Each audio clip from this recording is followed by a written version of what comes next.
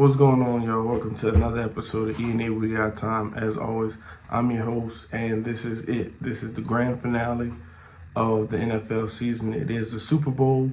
I appreciate all of y'all for rocking with me throughout the whole season. All the new people who just got here, and everybody who's been with me since the beginning. A lot of good things happened this year, but good continue to push forward. Got some really nice interviews coming up, but off that for right now.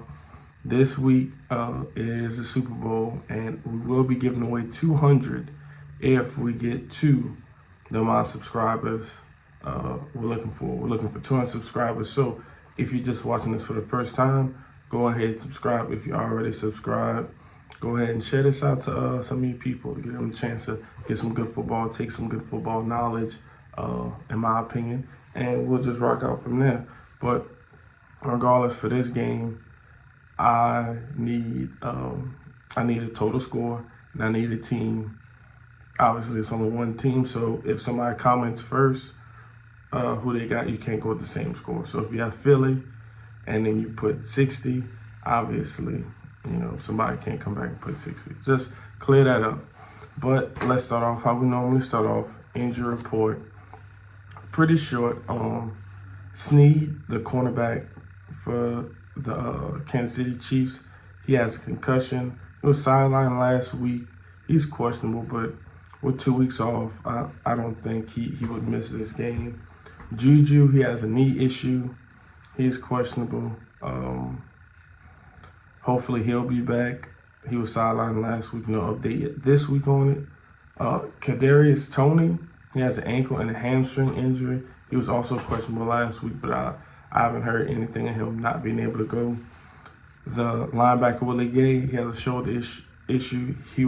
He's questionable. He was also sidelined last week. What I'm assuming is a lot of these guys just sitting out, getting therapy, getting treatment, so that this week they can kind of ramp up what they got going on. And Mecole Hardman, he is on IR with a pelvis injury, so he will not be able to participate. And that's it for the Kansas City Chiefs. The Eagles, their punter, he is put on IR, so they'll be without their punter. So that's that. But we go ahead and get into it. Both teams have very, very different paths on how to get here. Regardless of what you think, Philadelphia's handled business from beginning to end. They manhandled my Giants pretty soundly. That game wasn't close. All the questions people had about Jalen Hurts' shoulder and was it good or not, I think you could say it was answered in that game. Regardless of what you think, the Giants is, at least in my opinion, a respectable defense, and what he was able to do out there was nothing short of a masterclass. Now, if we fast forward to the following week against the 49ers, defense is a lot better. However, Brock Purdy did go out. Prayers up to him. Hopefully he comes back next year from his Tommy John surgery, I believe it is. They were without their quarterback. Josh Johnson came in, but he's an NFL journeyman, and I think they had only signed him recently. Not making any excuses for him. You play with who you got, but I mean, it is what it is. But overall, Jalen Hurts didn't have that great of a game. They won the game, but there wasn't a lot of passing yards. They won in a very odd way, in a sense. Like, the score was pretty close to the Giants game, but the Giants game was it just felt a lot more dominant. Like, they were just able to do what they wanted to the Giants, not so much with the 49ers. Even though the score doesn't indicate that, just in my personal opinion, it was just a real different type of ball game. They were able to run the ball pretty okay. I think they rushed for right under 4 yards a clip, which isn't the greatest, but they got what they needed done. Jalen Hurts didn't pass for, I don't believe he passed over 200 yards, so it wasn't a lot of throwing down the field. I'm not going to talk about the call. Hey, it was what it was. If you know, you know. But overall, they just found a different way to win. That defense played really well for Philly. The offense, they did enough to get the job done, and they put up a lot of points too, so salute to them, and that's how they got here. Mahomes, on the other hand, a little different. Trevor Lawrence, they played them. That was a pretty good game overall. Jaguars are a good team, but it was Mahomes. So that game was obviously a lot closer than Philly and Giants. And then double back, you got Cincinnati, who they won a close ball game with for a large portion of the game, because in the beginning they weren't able to cash in. They weren't getting field goals, but eventually they ended up doing what needed to be done. I want to highlight the Chiefs defense, and that's going to bring me to the Super Bowl. I just wanted to give a quick side note of how both teams got here. The Chiefs defense, secondary most importantly, played really well against who some people, not all people, think might be the best trio of receivers in the NFL, with Higgins, Boyd, and Chase. They did a really good job. Some of those guys are rookies back there. Salute to them.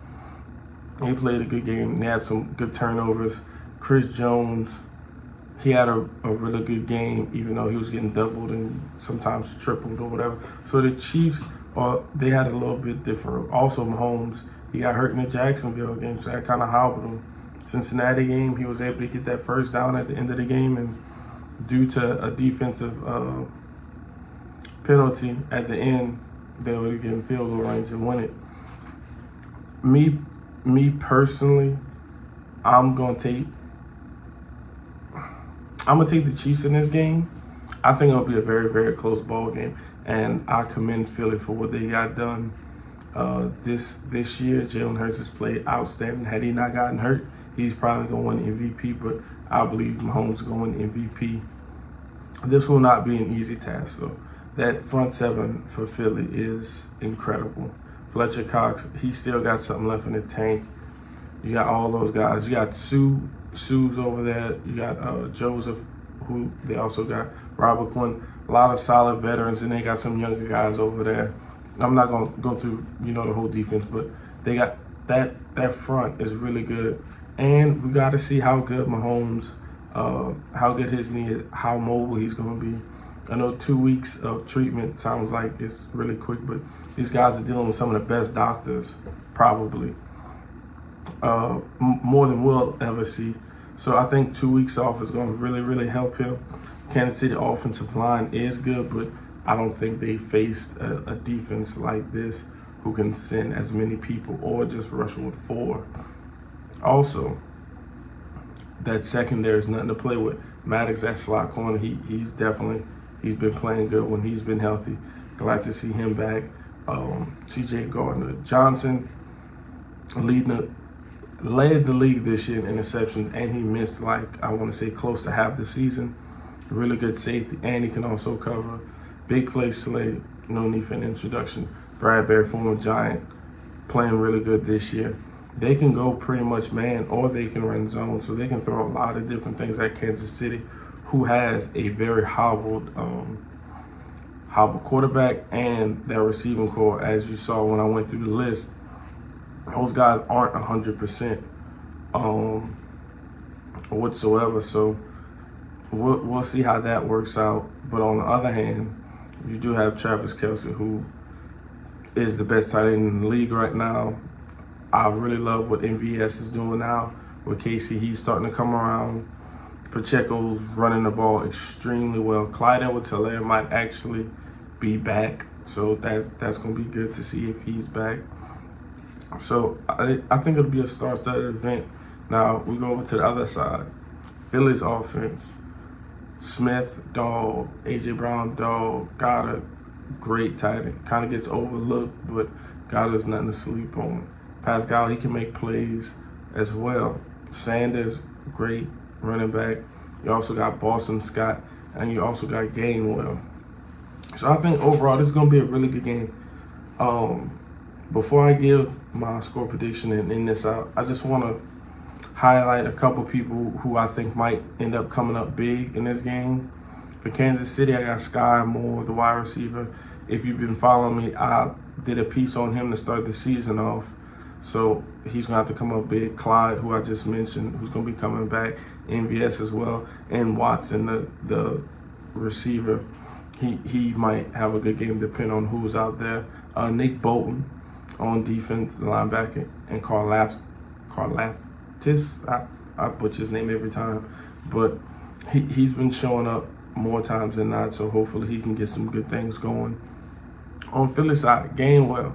Gainwell actually was leading rusher last week against the 49ers. He had some really good runs. Goddard, the tight end, like I said, he gets overlooked, but I think he's really good. Maddox, a slot corner. Sue and Robert Quinn. I think these are a list of people that you might not hear every day or see every day. But I think these guys might be vital to either team winning. That's just my personal opinion. Last week, I believe I highlighted a couple guys and they showed out and they made me look good. So shout out to them. But I got Kansas City winning this game 31-27. I think this game is going to come down to the wire. I don't think Jalen's shoulder, I don't think that's anything to really worry about. And Mahomes, I know he has an ankle injury, but I can't, like I said in the last video, I cannot go against what will be the league MVP probably. So that's how I'm calling it, man. Kansas City 31-27. This has been a great NFL season. Giving y'all my predictions, highlighting who I think is going to win, and so forth. Hopefully y'all stick around next year. And in the off season, we'll be doing some off season videos. Probably different teams, rookies. We might even do a draft board. Who knows? But we'll definitely keep the content rolling for y'all. This is Alex. This is NA We Got Time. As always, I'm your host, and we out. Peace.